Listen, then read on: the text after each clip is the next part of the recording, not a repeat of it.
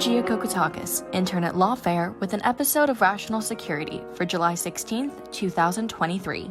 For today's episode, the team at Lawfare decided to cross-post this week's episode of Rational Security, a podcast hosted by Scott R. Anderson, Quinta Jurecic, and Alan Rosenstein, in which they cover the week's big national security news stories.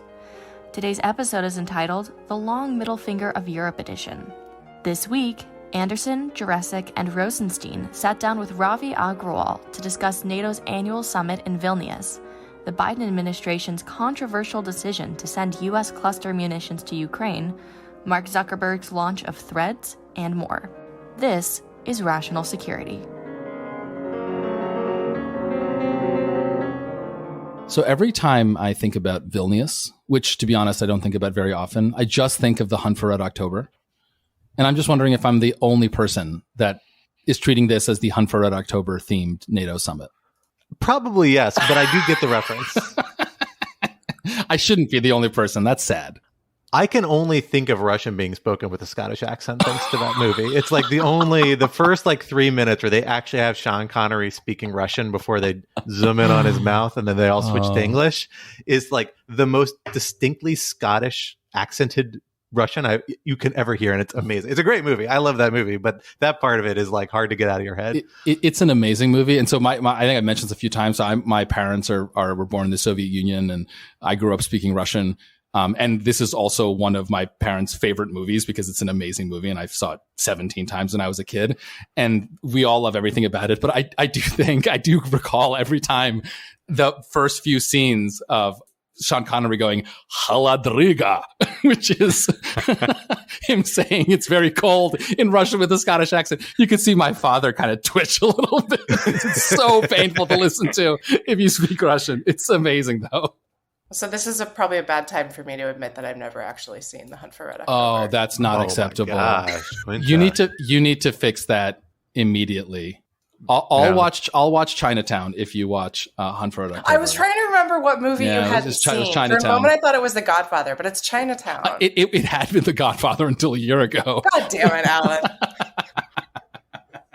I want to know, Ravi, when did you see The Hunt for Red October? Well, I've just been sitting silently because I'm embarrassed. I haven't seen it. I have seen Chinatown and The Godfather, but on movies, there's a joke within our family that you never admit to what you haven't seen, because with my in-laws and my wife, the minute you say you haven't seen X in front of them, there's this collective chorus of oh my God, how could you have not seen it? We have to watch it now. Okay, we're going to drop everything and we're going to watch it now. And so I just sit silent. But The Hunt for Red October is worth dropping everything to watch. Okay, I will do it. It is a great movie.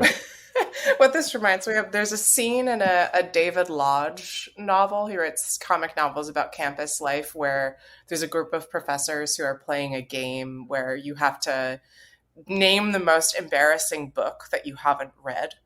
They're all in English literature. And so, they're one-upping each other, right? They haven't read Joyce, etc. And one of them wins the game by saying he hasn't read Hamlet. But then he gets fired. Let that be a cautionary tale to anyone who has not watched The Hunt for Red October and claims to be a foreign policy expert. Exactly.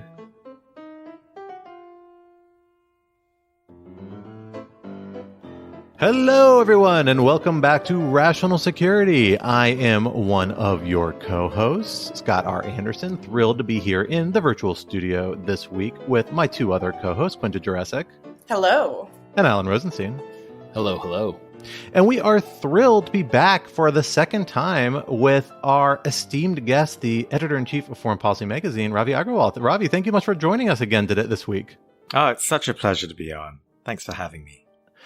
We are excited to have you back on the podcast because we have had a very busy week in international affairs in the world, which I know you and your wonderful outlet have been watching very closely. We have seen some big meetings going down in Europe, a big show of strength by European and NATO allies to Russia. And in honor of that, we're calling this week's episode the Long Middle Finger of Europe edition, as the long shadow of the collective signal Europe is trying to send to Russia and its allies falls across the continent from Vilnius to Moscow. As always on Rational Security. Classy as always. Classy as always. For our first topic this week, Pledge Week. In a sign of strength, NATO held its annual summit in the capital city of Vilnius, Lithuania this week, just kilometers from the border with Belarus. But those hoping to join the club have gotten a bit of a mixed reception, with NATO members securing a clear path for Sweden to join the alliance at last, without presenting quite as clear a way forward for embattled Ukraine. What did we learn about the state of the alliance from this week's historic meeting? Topic 2, Cluster Ruckus. Late last week, the Biden administration made the controversial decision to provide U.S. cluster munitions, a type of weapon that many U.S. allies have banned by treaty due to concerns about civilian casualties, to its ally, Ukraine. Is it the right move, and what might it mean on the battlefield and after the war is over? Topic 3, Needling and Threads. Mark Zuckerberg appears to have finally gotten under the skin of tech billionaire Elon Musk, as his recently launched competitor to Musk's beleaguered Twitter platform Threads launched last week and soon secured over 100 million users. Has Twitter finally met its match, and what will Threads and other competitors mean for the future of the information and disinformation economy? For our first topic, Alan, let me hand it over to you to get us started. So the leaders of NATO are meeting this week, as they do once a year, this time in Vilnius in Lithuania. It's usually these NATO summits are always interesting, but they're often devoted to sort of technical topics about cooperation and mostly cajoling from America to NATO member states to increase their defense spending. Obviously, this year it's quite a bit different with the Russia's invasion of Ukraine entering into its second year with no obvious end in sight. There are a lot of stories here. I think two have been the main ones. One, obviously, is the war in Russia and NATO support for Ukraine. Zelensky coming and trying at the very least to get assurances of continued support, which I think does appear to be the case, but also hitting some real roadblocks in what has been, I think, quite aggressive campaign from him to try to get NATO membership. I don't think he thought or anyone thought that NATO was going to extend Ukraine membership while Ukraine was fighting a war with Russia, because, of course, then NATO would be fighting a war with Russia, which, as President Biden has pointed out, would be the definition of World War III. But Zelensky clearly wants a clear timeline after the war is over for Ukraine to join NATO. And there's been some pushback, and I think we should talk about why that is and whether, what the merit or lack of merit is to that. So that's kind of the main story number one. And the main story number two is Turkey, and in particular, Turkey's president Erdogan, finally stopping, at least for the moment, playing the role of spoiler in Sweden's ascension to NATO. Sweden and Finland, of course, decided to join NATO after Russia's invasion. Finland has since joined, and the main stumbling block for Sweden was Erdogan, because of some concerns about Sweden not doing enough to combat what Erdogan views as anti-Turkish Kurdish terrorists in Sweden. Erdogan seems to have decided to stop being annoying in this regard, and so it looks like Sweden will join NATO. So a lot to discuss there. But first, I just want to go to you, Ravi. I mean, a NATO conference is maybe the kind of platonic ideal of foreign policy issues. And so I'm sure you have just a lot of thoughts generally. What's your general takeaway from how this is going? And we should also know, as usual, we're recording this on Wednesday morning. The NATO summit is very much ongoing. So by the time this podcast drops, which will be on Thursday, some of the details may have changed. Yeah, I mean, the headline really is that much of the summit has proceeded as planned, other than the big flip-flop from Turkey's Erdogan, who, for the longest time said that, certain conditions needed to be met for Sweden to join NATO. The day before the summit, he dangled the idea that Sweden's entry into NATO was in some way sort of dependent on Turkey entering the EU, which was a whole separate set of discussions. Then suddenly sort of flip-flopped at the end when he announced that he would back Sweden's accession into NATO. That sort of surprised, I think, some observers, at least in terms of the way in which he did that. And again, I think much of that can be tied to the fact that the US is going to speed up some deliveries of F-16 fighters to Ankara. And also the fact that Turkey actually really needs the West much more than it did before, because its economy seems to be struggling in a variety of ways. So we might end up seeing a different Erdogan and a different Turkey in the next few years in this sort of latest iteration of Turkey under Erdogan after he won re-election recently. But more broadly, I think, the bits that we were expecting were increased security guarantees to Ukraine. We already knew that the US would end up giving cluster munitions to Ukraine. And I think Zelensky seemingly upset at the fact that Ukraine not only can't join NATO, which no one expected was going to happen while Ukraine is at war, because that would mean all of NATO would have to join in the war as well in a formal way. But more than that, I think he seems to have been upset that there hasn't been much sort of much description of a clear pathway for how Ukraine could join in the future.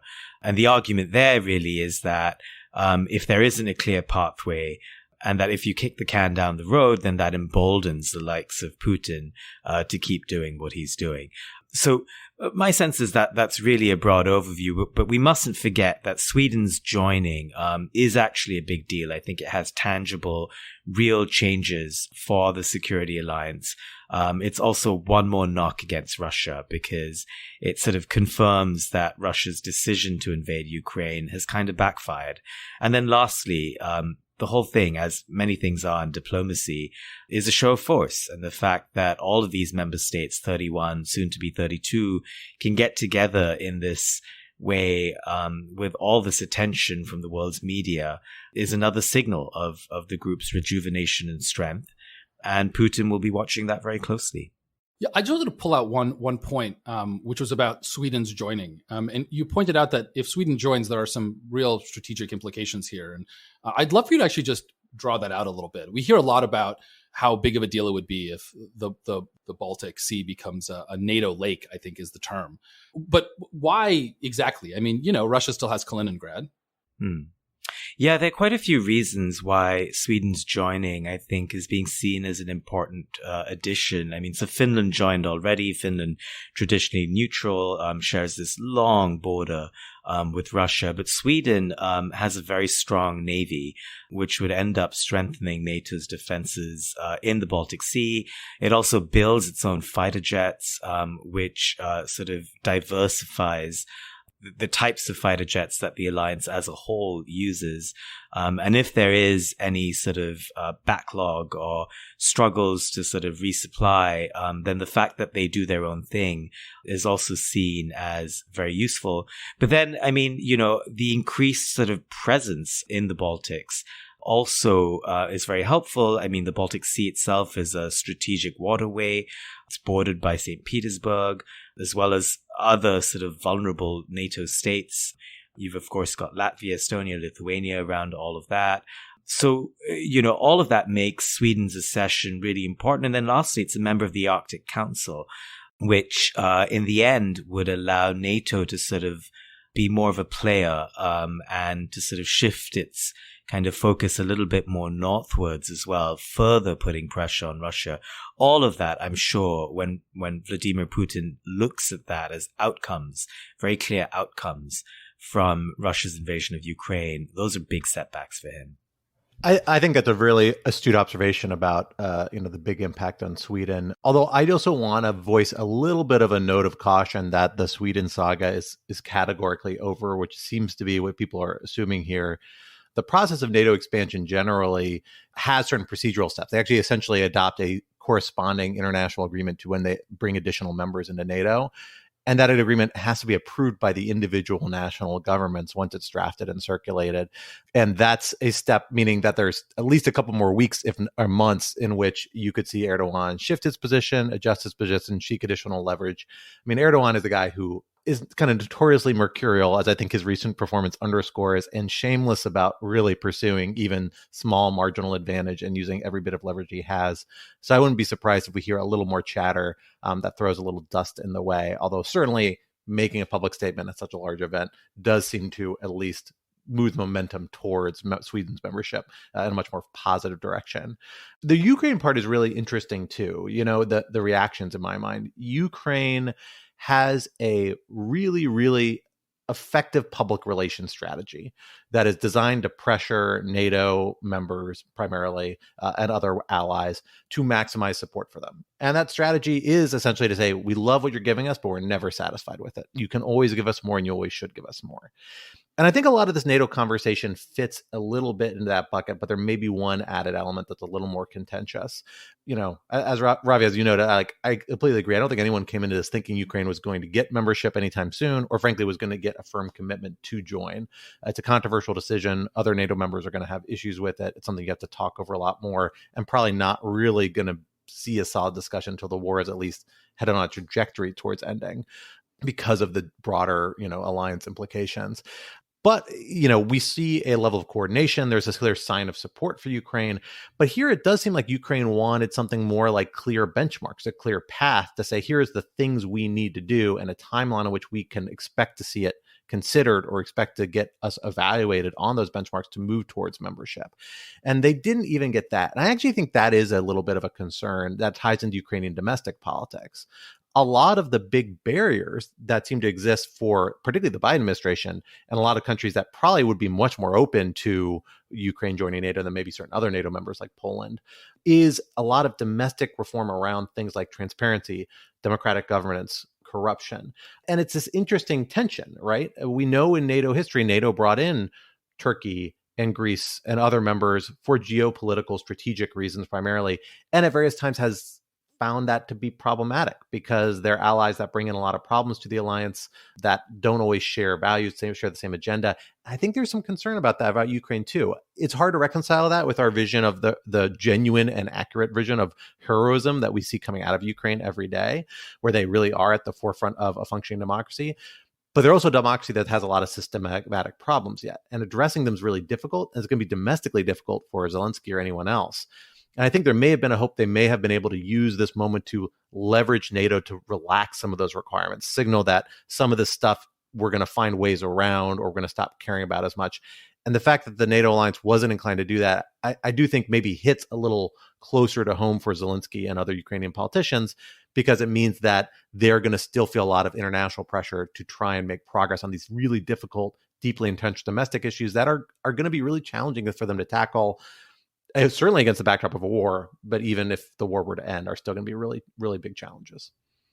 Yeah, those are such great points. I mean, just to riff on what you said about Ukraine's PR being great, they have consistently, right from the start, framed themselves as being, at the vanguard of the fight between democracies and autocracies, as being the defenders of sovereignty, as, even being able to reframe a relationship with the West where it's so clear that they need the West.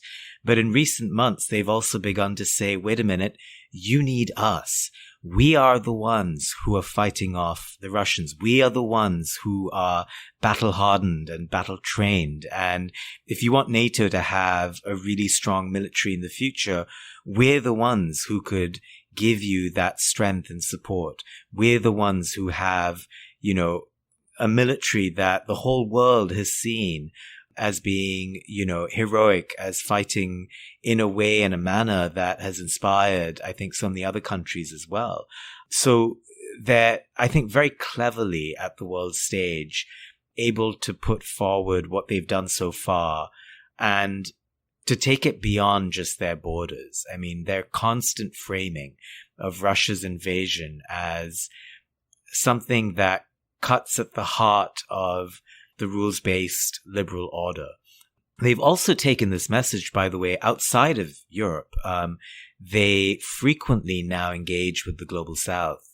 They've, in fact, invested a lot of time and effort and people into traveling around the world to go speak to people in New Delhi, in Doha, and elsewhere, and say, look, this could happen to you as well. in the future, not just by Russia, but potentially by China. And so, when we are the ones who are defending borders, who are defending the very idea of sovereignty, you need to support us. And I think that that's part of their pitch about NATO as well. They're making it sort of existential. They're making it about values and ideals, which makes it so much harder to resist them. I mean, beyond the stuff, the obvious stuff that you've pointed out about corruption, about democracy, other rules that NATO has often imposed on potential member states.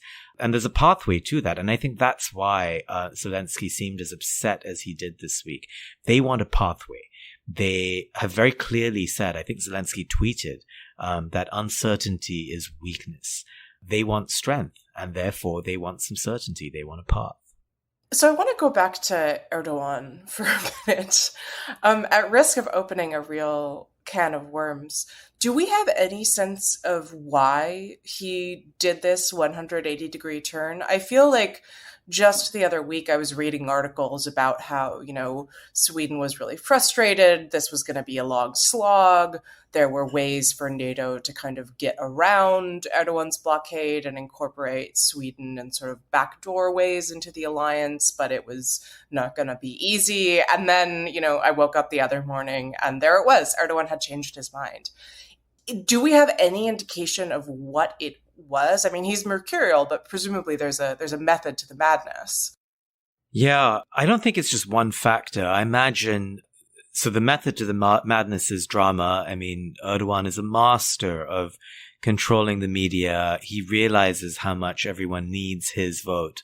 And so he's basically been playing for time and playing for little concessions here and there that he can get out of the West. And I think if you flip this and look at what does he really need, and there are two things really. I mean, of course, he wanted those F-16s, and I think the commitment to get those to Ankara over time, even though there might be some conditions attached, for example, the fact that they might not be able to use those F-16s over Greek airspace, for example, could be a thing. But of course, that should be seen in the context of Turkey-Greece relations improving a bit, especially after the devastating earthquake that Turkey had in February, and Greece was very quick to come to Turkey's aid, which I think has improved relations between the two. But more broadly, if there's a number that I think is very salient in this discussion, I think that number would be 37.7 billion, and that is Turkey's current account deficit, which has ballooned over the last few months. It is now at a record. And I think, quite frankly, Erdogan is worried about the economy in a way that he may not have been before, because they could be headed towards a balance of payments crisis. And, I think we're also entering an era where foreign policy is just so intertwined with economics and trade and economic relations. And Erdogan must have, really been mulling over those numbers, those current account deficit numbers, and realized that, if everyone sees him as the holdout, and if he's too unpopular, that could have economic ramifications. And he needs the West to invest in Turkey. He needs foreign companies to come in. He is going to need aid from international lending institutions as well. And he knows who holds the keys to them. So I think that's a big part of this as well, that we may see playing out in the next few months.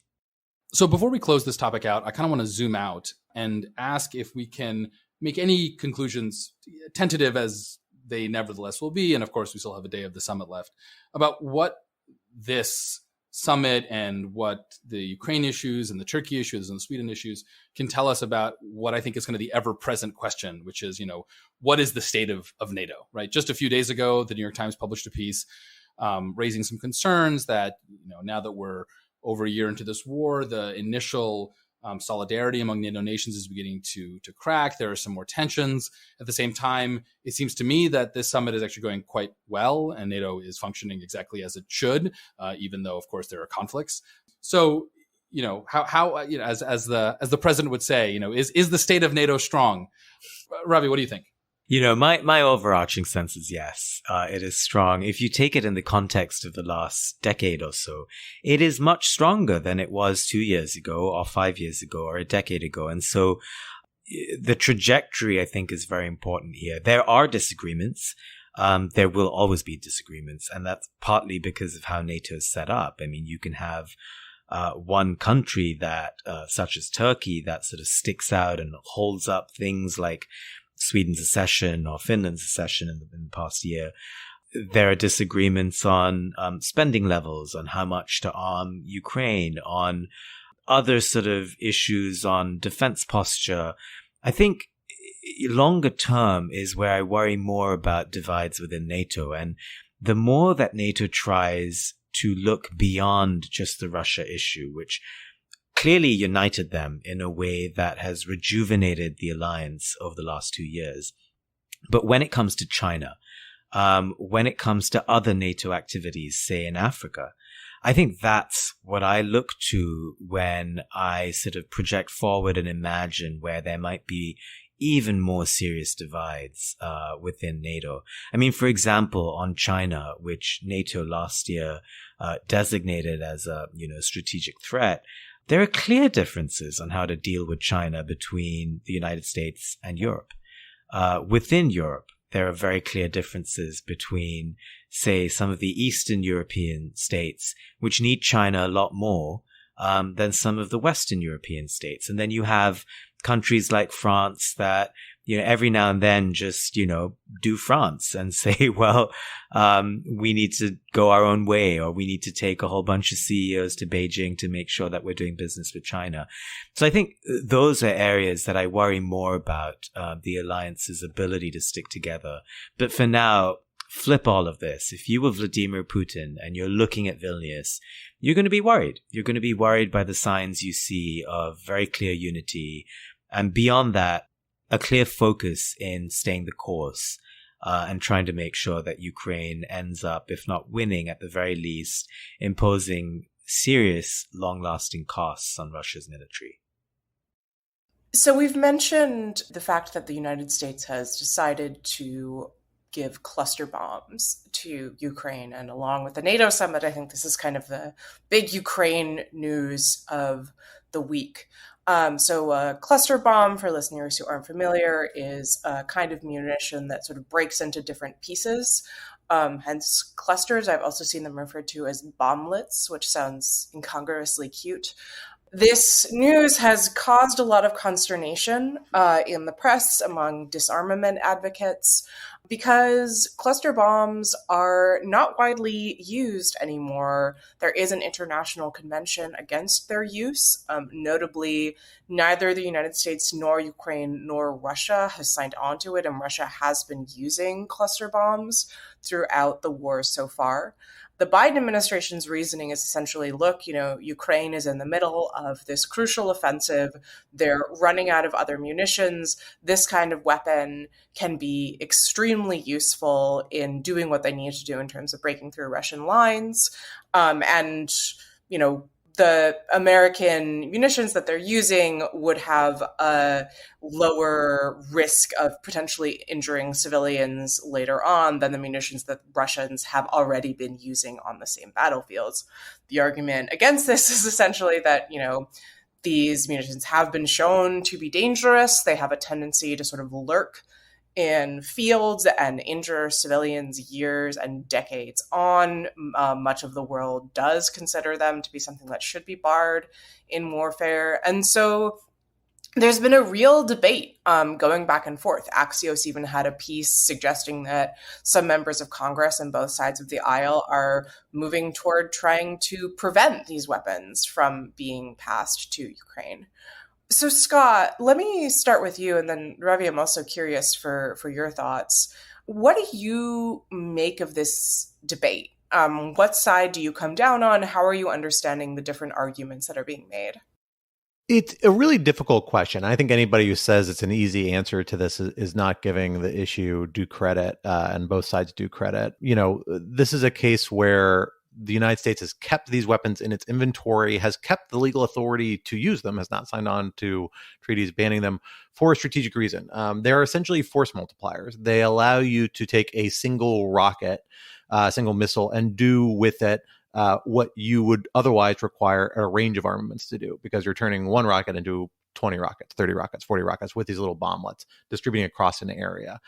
That is something that is particularly useful for Ukraine in this particular moment, because Ukraine is, fighting with a well-armed and well-supported by NATO and other allies, but nonetheless, constrained in a lot of regards with military hardware.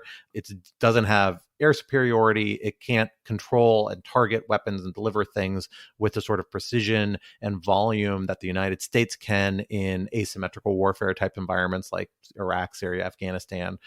That's just not what Ukraine's dealing with. And frankly, that's not like the type of wars you're likely to see between major powers or major military powers, right? That's kind of a weird historical exception the United States has lived in for the last 20 to 30 years. Instead, every inch of territory is really hard fought and hard won. And when you see an opening, you want to make the most of it. And that is what cluster munitions lets you do. The downside is that they're really damaging on territory. They linger for a long time. And the trade-off of this decision by the Biden administration is that Ukraine's probably going to be able to fight the war more effectively now. And we're probably going to hear about Ukrainian children 10 years from now, if God willing, Ukrainians win and take their territory back, who die at the hands of an American weapon. Because they find it in a field. And that's going to be horribly tragic and a hard thing to live through. And we're going to look back at it and say, God, was this really worth it, when you see that human costs? I think probably the factor that tipped the case in this case for the Biden administration, certainly this is what Jake Sullivan suggests in his comments kind of justifying the decision, is that this is a war being fought by Ukraine, who's asking for these on Ukrainian territory. And that in the end, they are the ones who are in the position to make those sorts of really hard decisions about how do we balance the future health and well-being of our territory, of our population, versus their immediate needs in this ongoing conflict. That said, the thing to bear in mind about this is that this is going to be an ongoing dialogue. You don't just hand over a box of these weapons and that's it, and Ukraine can do whatever it wants with them. There's a supply chain. It's going to be an ongoing relationship. It is going to be subject to conditions and discussions and agreements that the United States can put limits on. I, for example, will guarantee you that there will be a limit that says you can only use these in Ukrainian territory. You can't use them in Russia, which has been the case with a lot of armaments that the United States has provided to Ukraine. Crimea, I'd be curious actually what the position is on Crimea. I suspect they will be allowed to use it on Crimea, but maybe not. I mean, maybe they'll see that as difficult if that's territory that's seen as likely as remaining in Russian hands de facto, if not de jure. So, the United States is going to be in a position to exercise leverage. That's what you get when you build these sorts of relationships. They are a double-edged sword because they're a dependency, essentially, if you're going to keep using these weapons. And so the conversation will keep happening, and the United States is going to have to make efforts to make sure Ukraine uses these responsibly and not recklessly. But that said, I see the logic of both sides. I share the concern with these weapons, but I'm not ultimately surprised. And I'm not sure I even disagree with the Biden administration's ultimate decision and where it came out on this, although it's a hard call. Bravi, what is your sense of it? What enters into your balance of the different factors here? I mean, I thought that was a really good summary. I'm so glad that I don't have to make that decision, and so I'm with you on that. The framework through which I see this is that war sucks. Tough decisions have to be made.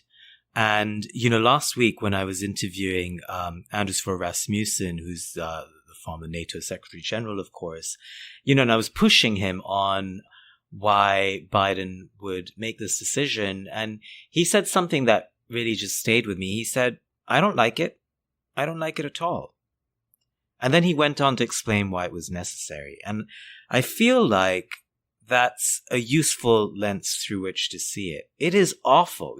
There is no one who should be making the case for why this is a good thing. It is an awful thing in an awful situation. But in as much as the guiding force behind the decision is that Ukraine is using it anyway, they need more. They are using it on their turf, on their soil. They are likely the ones who will suffer the most from it, and they still want to use it. In as much as those are sort of the decision points, the decision sort of factors, I get why the Biden administration is doing this. I think they really need to shift the tide of the counteroffensive right now, and this is one way that they can at least try to push, Russian sort of military from the positions that they're in. It sort of, could help that a little bit. Desperate times, desperate measures, really. Yeah, I don't think I have anything particularly intelligent to add in terms of the wisdom of this move. And I probably agree with Ravi and Scott that it is both unfortunate and necessary. I am curious if the pushback we're seeing from at least some members of Congress, where there's kind of an interestingly bipartisan flavor to that pushback with a combination of sort of progressive Democrats, along with your sort of more isolationist Republicans who I'm not sure care that much about the cluster munitions issue, but I think are more just finding this a useful way of kind of pushing back against American support for Ukraine. I'm curious if that will dissipate in a few days and we'll never hear about this, or if this sort of might be the beginning of a more critical pushback from this sort of far left and far right caucus kind of working together that for its own reasons is getting, I think, increasingly skeptical of U.S. support to Ukraine. My instinct is it will dissipate in the specifics. I think we should all be really glad that they are raising concerns, human rights concerns, the likes of which we've been discussing. I mean, we will hear of horrific deaths because of dud bomblets that will explode at some point in the future. This will affect children and civilians. We should talk about it. It's really good that folks in Congress are bringing this up. But as you point out, they may be bringing it up in a Machiavellian way in that it serves broader points that they want to make in any case, which is the broader issue of U.S. support for Ukraine. And so we have certainly not heard the last of that debate.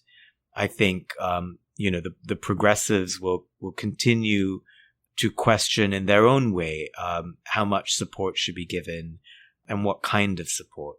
And on the right, as we know from some of the people who are running for the GOP nomination, there's a broader sort of question, a strategic question of whether the U.S. should be supporting Ukraine at all in a quote-unquote territorial dispute, to use Ron DeSantis's phrase, instead of focusing on China. So obviously, I think cluster munitions would come up in that context.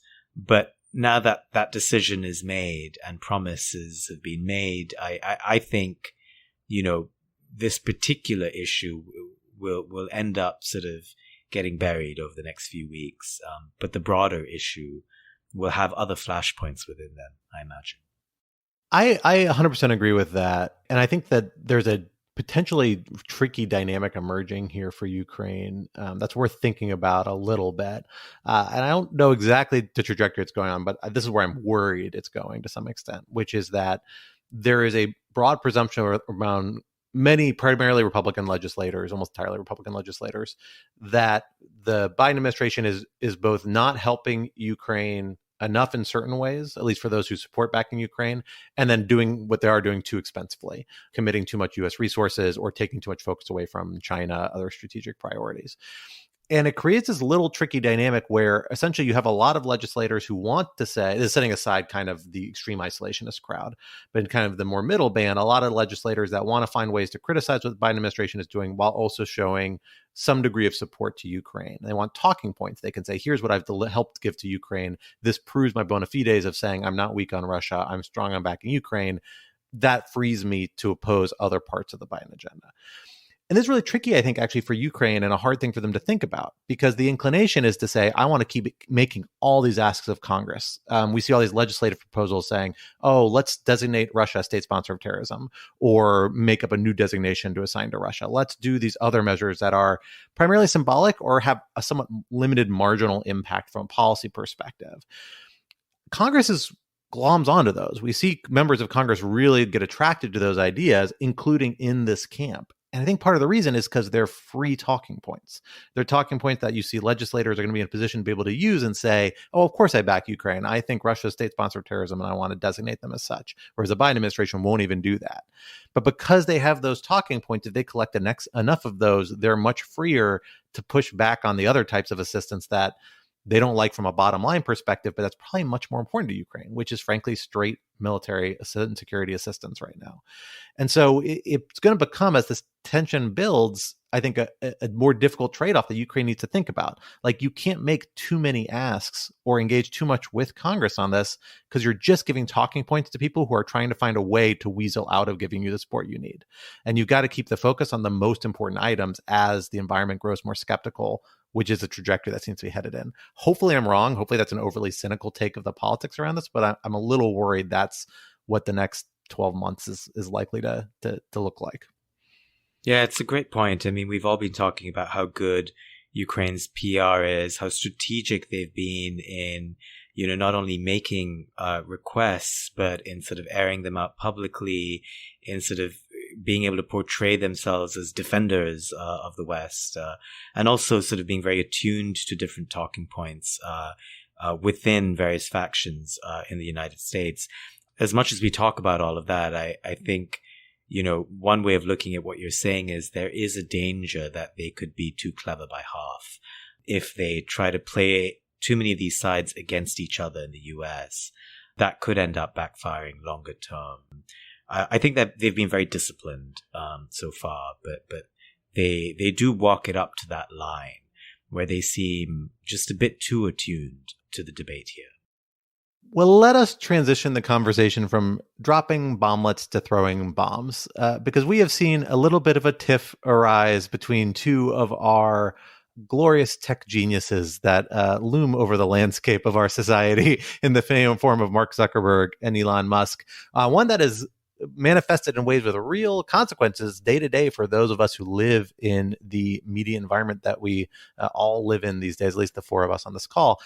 And that is a new contender that has emerged to Twitter, which was for a very long time kind of the town square of certainly the American media, of a lot of Americans, a lot of people around the world. I think that was actually a claim that was fairly accurate, and a descriptor that's fairly accurate for a long time, but has been on the decline since coming under the ownership of Elon Musk, and now is facing its stiffest competitor yet, the Threads app, which Meta, the company owned by Mark Zuckerberg and led by Mark Zuckerberg, formerly known as Facebook, has rolled out, that attracted 100 million users in its first week. Now, admittedly, a lot of those being imported from Instagram, an existing platform, but nonetheless, a pretty broad reach, pretty fast, which has obviously stirred some alarm in the Elon Musk camp, to the point that he is challenging Zuckerberg to a penis measuring contest on Twitter, among other fairly childish measures. Literally. Not a joke, I think it's very important to understand that he called Zuckerberg a cuck and suggested that they measure penises. To which Zuckerberg, I have to say, who's just impressing me more and more every day, just responded, "This is concerning." Although it's also important to note that there's like a 6-hour difference between the cuck tweet and the penis measuring tweet. Like, he posted the cuck tweet, and then he sat there, and then 6 hours later he was like, you know what, I could really add something to this. Yeah, it's like, how do I diffuse this situation? It was getting ratioed. He wasn't getting enough likes. You gotta up the ante a little bit. Despite the somewhat absurd and ridiculous optics of this competition, it's got real consequences, because now we're seeing a pretty big center of gravity, more so than I think for other platforms in terms of scope, although it's different when you're talking about different types of users of Twitter. But in terms of sheer scope, and particularly I feel like the kind of popular culture element, a lot of it, people are signaling that Threads is where they see their social media engagement moving.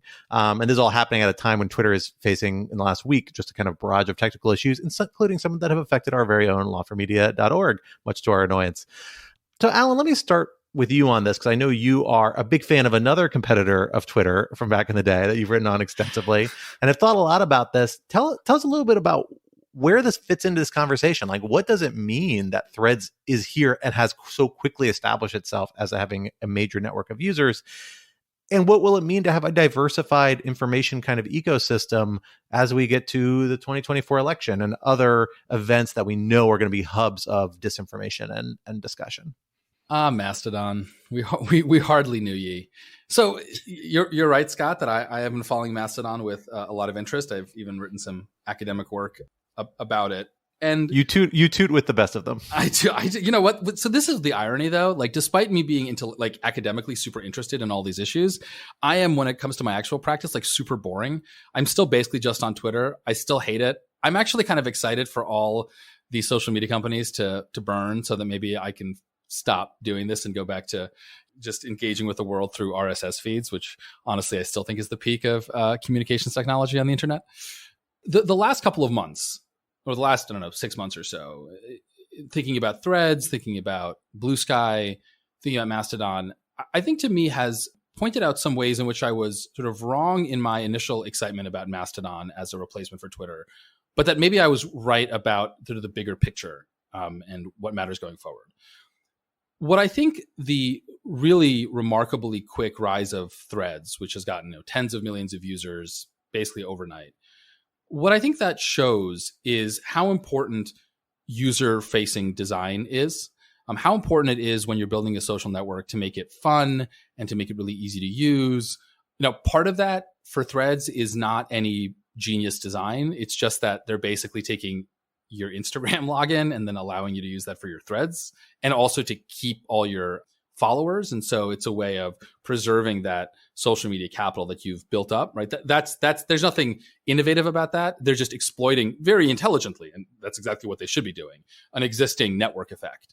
But part of it is also, I think, them realizing that, things like algorithmic news feeds, which Mastodon does not implement, and things like quote tweets, which I think Threads does implement, or if it doesn't, it's going to.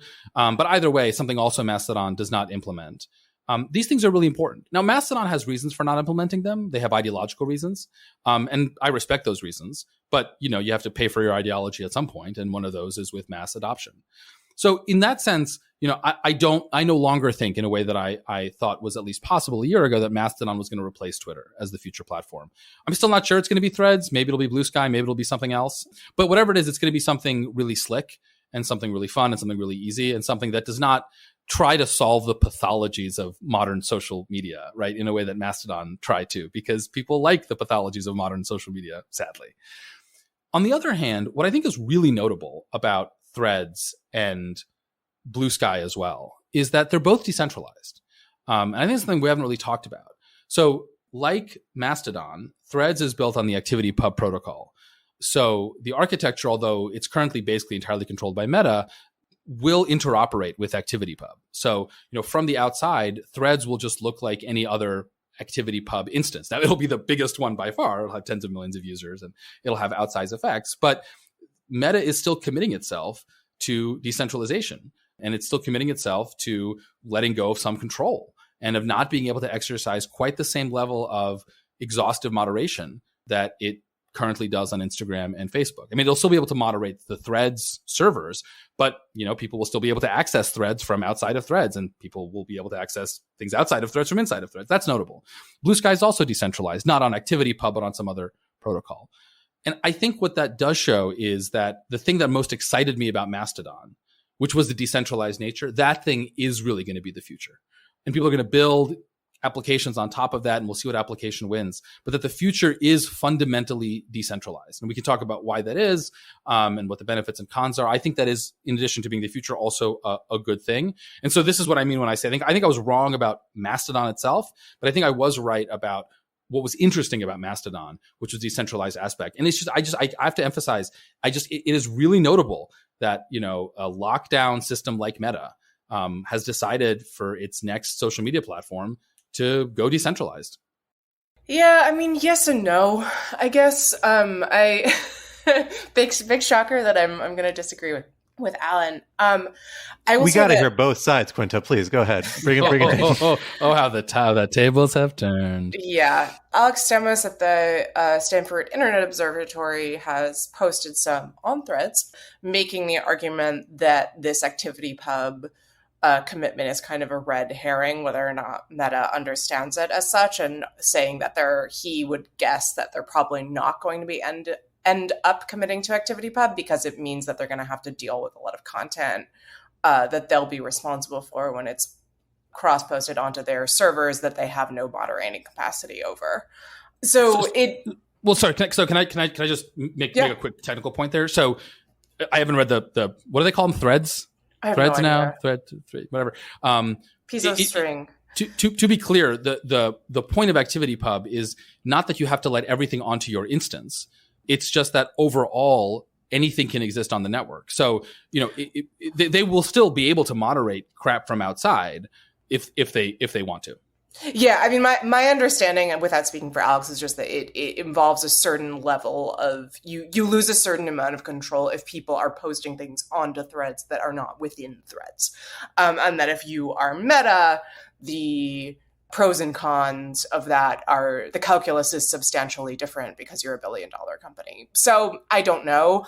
I will say, actually, big shocker, had more of a downer view on the whole thing, and that we had this sort of moment where the future of social media could have been decentralized, not run by a billionaire. And now there was this moment where it seemed like Blue Sky might come to the fore. I have some thoughts about the distinctions between Blue Sky and Threads. And now Threads seems poised to kind of scoop up the market. And I just frankly find that kind of depressing insofar as it means that, we're now going from a world where there are 3 or 4 huge social media companies to a world where there are 2 or 3 social media companies. And the, continuing hegemony of Meta, I don't think is honestly particularly good for anybody. Now, of course, people will say Jack Dorsey's on the board of Blue Sky, which is true. I think that Mastodon was sort of the ideologically purist, for lack of a better term, model here, but it does just strike me as kind of depressing, frankly. Ravi, I'd be really curious about your perspective on this, particularly as someone who runs a media platform, I mean, a magazine, obviously, but you're more than a magazine with podcasts and videos. And that is obviously kind of walking the line between old media and new media. What challenges does this present? And particularly when you think about disinformation and responsibility as an editor, as a publisher, how does this intersect with that, with all these different outlets? That's such a great question. But, before I come to that, I just wanted to riff off of Alan and Quinta's points. I agree that decentralization is going to be really important in the future. But I also think there's one other component to this that I've been thinking a lot about over the last few years, and that's that we're never going to have one global public square again. I think the early days of Twitter, back when it launched, it was so cool that you could discover, if there's an air sort of incident in Schiphol Airport, someone is going to sort of microblog about that on Twitter and you find out instantly. And that sort of very global connected sense, that sort of monoculture moment where everyone's on it and therefore I have to be on it and therefore it's indispensable. I think that moment's kind of gone pre-Elon Musk, and I think he's accelerated all of that because of the way in which he's handled Twitter.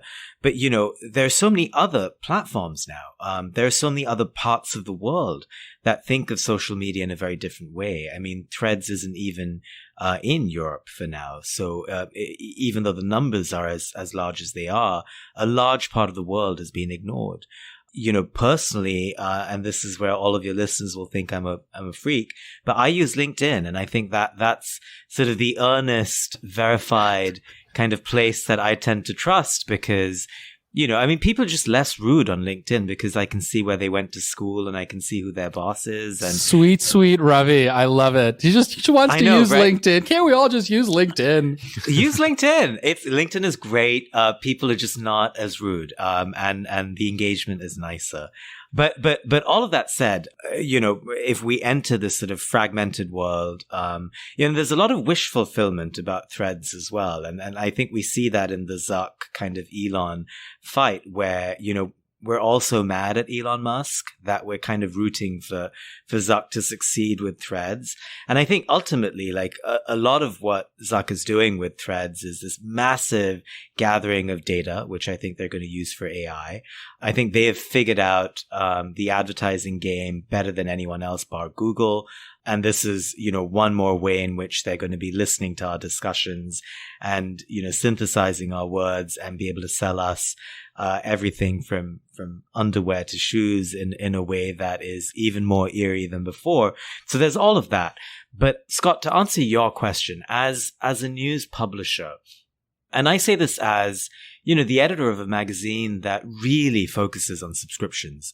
We've been burned in the past by the promise of advertising, by the promise of clickbait, by the promise of big numbers, by the promise of relying too much on social media, let alone one social media platform. So we actually get very little traffic from social media. Search is much bigger for us.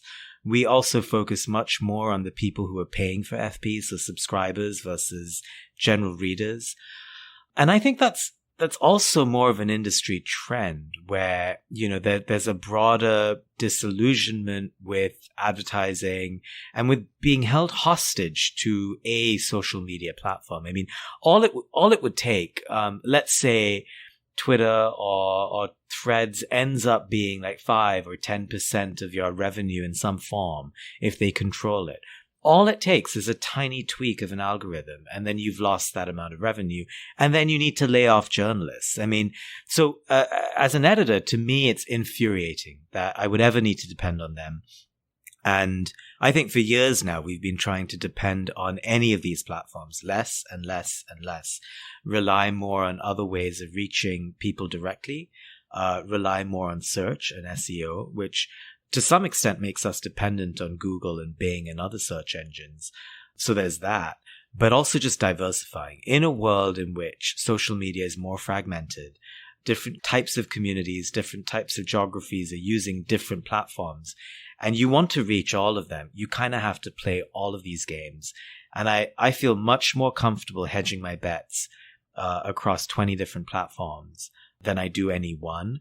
And so what I'm looking forward to the most from Threads really is that they get on Buffer, which is a software we use to put out the same piece on several different platforms all at once.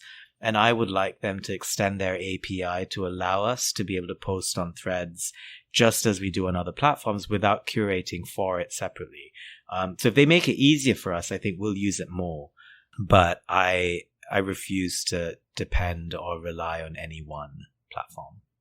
Yeah, I think that makes a lot of sense, especially because Threads was produced by the same people who brought you the pivot to video of 2015, which led to the complete decimation of the journalism industry. And I've seen a lot of folks say, I'm not trusting Zuckerberg ever again.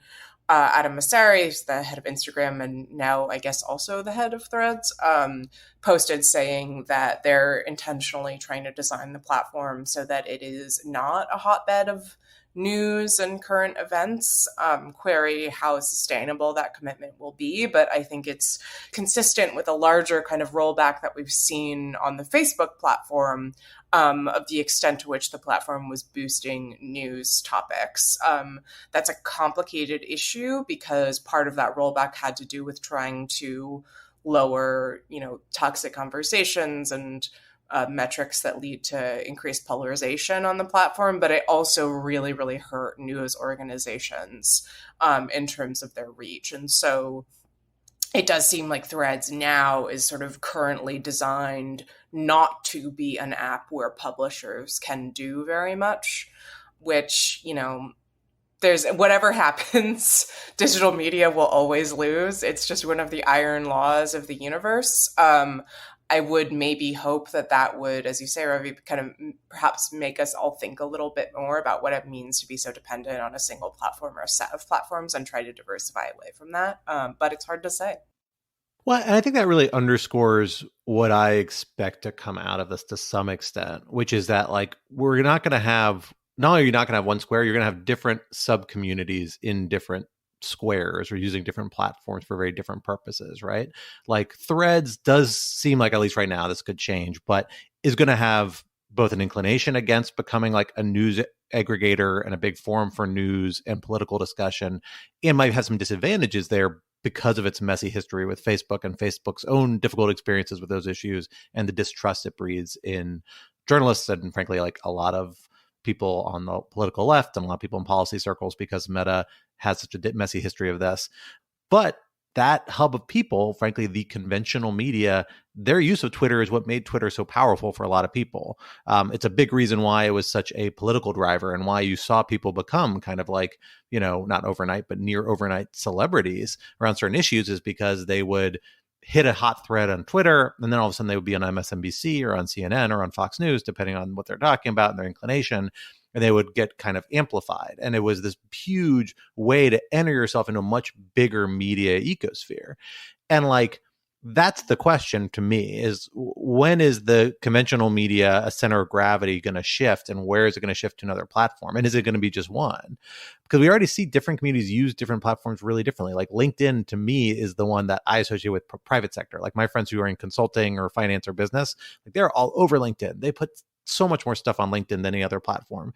Facebook is old people, I think, primarily. I don't really know what Facebook is for, but it's like a lot of people about family and pictures and things like that. Instagram was Lafayette gets a lot of traffic from Facebook, Scott. Don't be rude.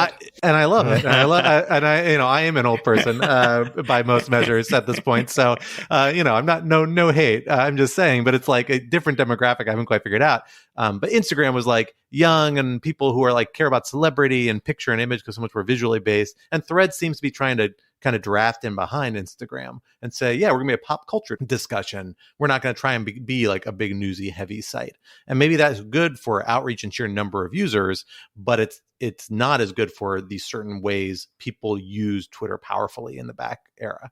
And so a lot of it is going to be weird market cultural forces about how this all sorts out. And I don't think there's a clear path, but a much more, diverse kind of system of these things, to my mind, just means we end up with more specialized kind of niches, as opposed to Twitter, which somehow, while there are still those other niches, pulled much more heavily from all of them in a unique way.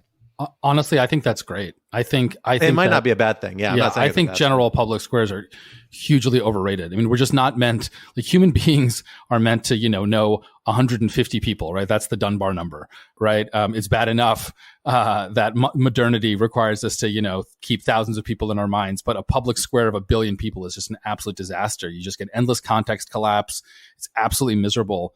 And yeah, I would so much rather a tiny social media platform with journalists, policy people, and academics, and just like that's all I want to talk about. I don't need all the other crap coming into my feed. Yeah, I think you need to stop this thing, whatever it is that you're describing.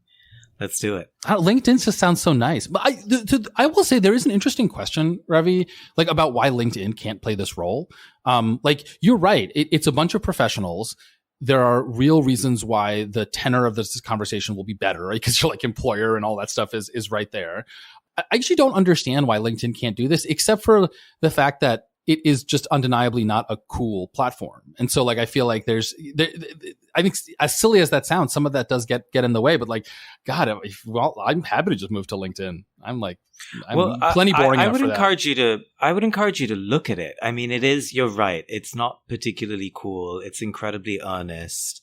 But, when I post things about foreign policy on LinkedIn, I get a lot of engagement, and I get sometimes critical messages, sometimes supportive messages, but unfailingly, they're actually smart. They read the thing that I've posted. They make points that are important points. They actually behave, again, because, their bosses are looking at them. Their networks are looking at them.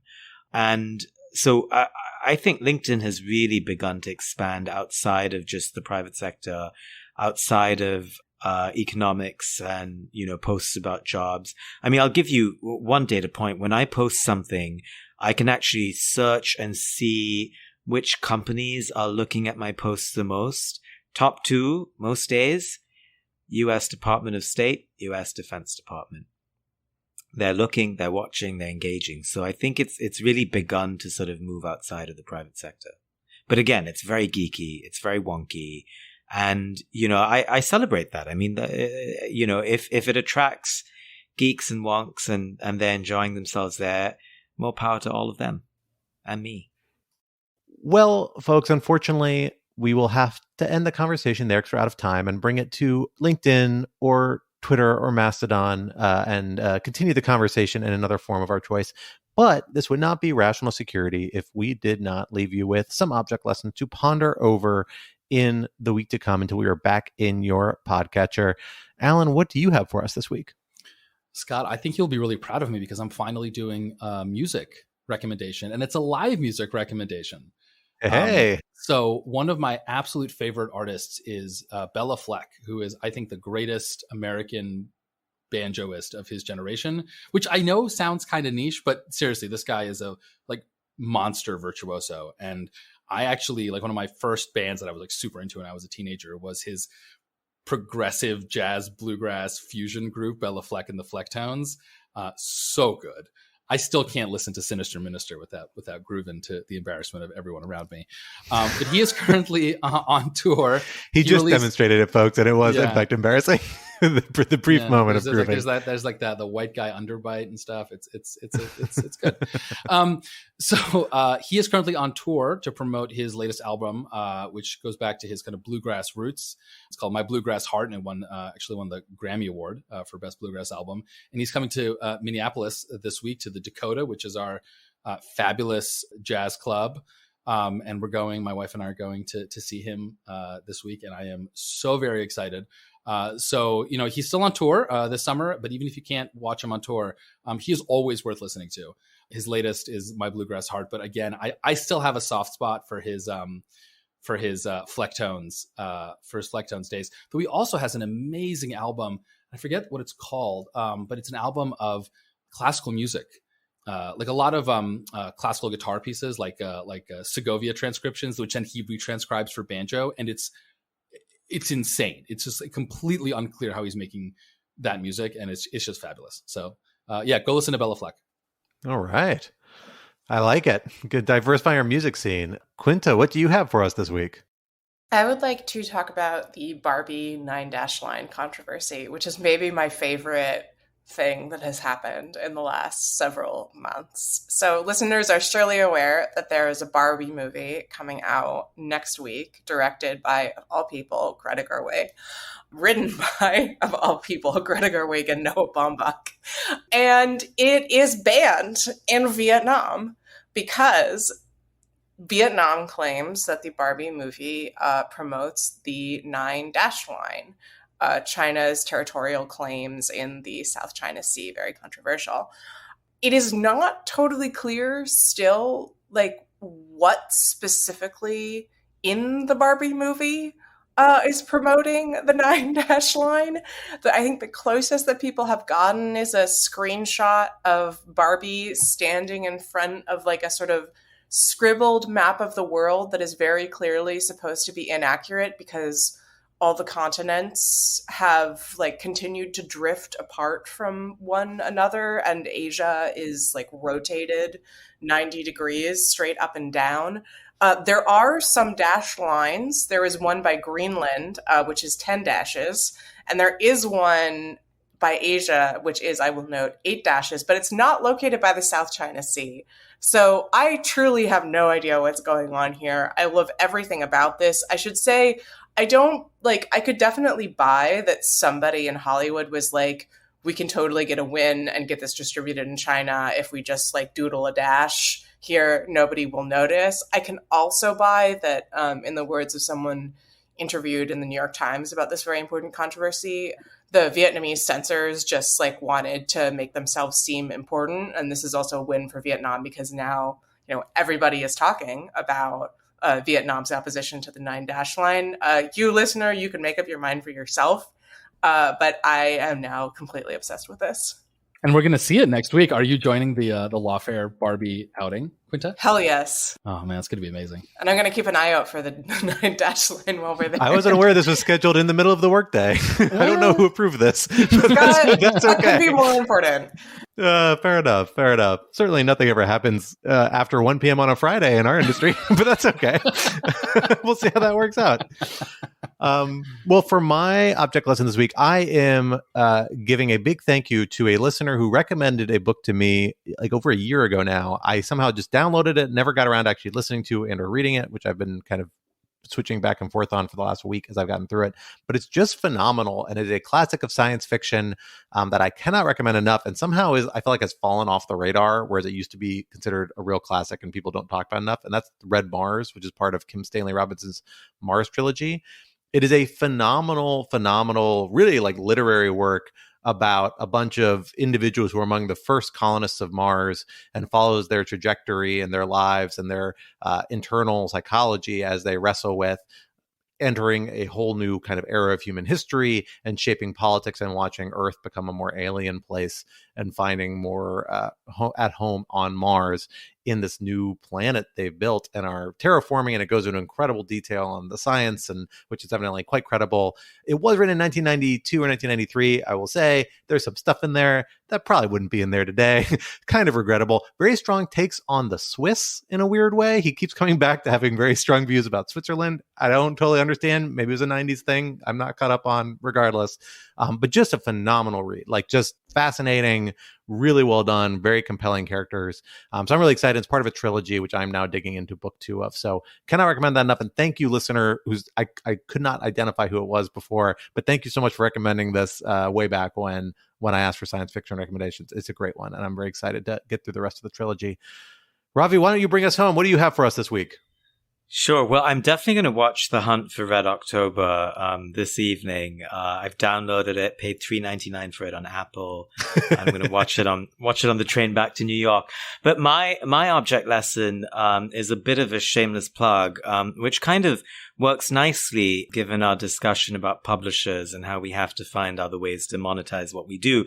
But I host a podcast called FP Live, and as the name suggests, I mean, it's FP and it's live. And we often have live discussions on our website with really interesting, wonky, world leaders, foreign ministers, people who really understand the issues that they work in.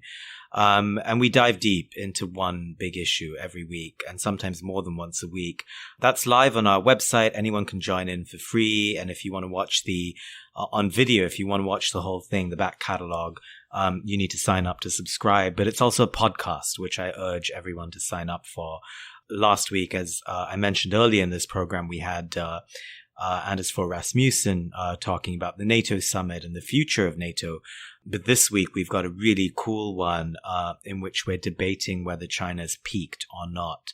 And it's a great discussion because we're always thinking about whether, how to prosecute U.S. policy on China. But what there seems to be very little agreement on is, where China is. I mean, has it really peaked in its growth? Or will demographics and a range of other factors lead it downwards? And if there's so much disagreement on China's trajectory, then how on earth are we going to agree on China policy? So that's a debate we've structured with people for and against, very smart people who have done some research on it. But that's just an example of the kinds of debates we do. And we've recently had on John Kerry on climate cooperation with China, Colin Carl, who's at DOD, on America's defense posture, and a range of other terrific guests. So anyway, end of my shameless plug, but definitely urge and recommend all of you to download FP Live wherever you get your audio. Wonderful. What a wonderful recommendation.